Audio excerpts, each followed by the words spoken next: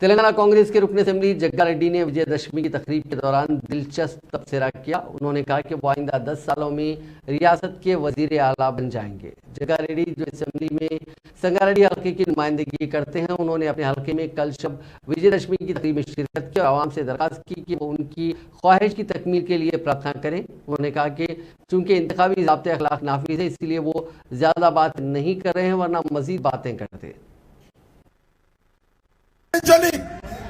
నా మనసులో ఉన్నది చెప్పాలని అనుకుంటున్నా, చెప్తున్నా.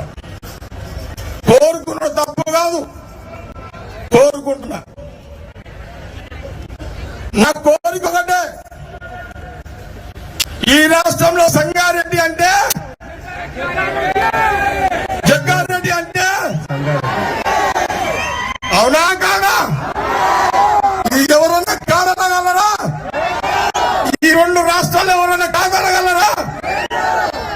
అందుకే నా బంధువులైన మీ అందరి ముందు మనసులో కోరిక చెప్తున్నా. ఈసారి ఎంతో మంది, చాలా మంది చెప్తున్నారు టీవీలలో, కానీ నేను మీ అందరి ముందు విజయదశమి రోజు చెప్తున్నా.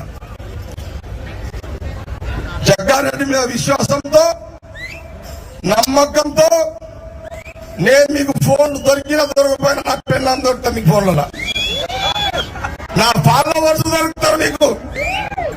నేను చెప్పిందే, నేను ఏది కూడా దాచిపెట్టుకోను. తప్పండి ఏదన్నా కానీ. అయితే నా మనసులో ఉన్న కోరిక దశమి రోజు చెప్తున్నా, విజయదశమి రోజు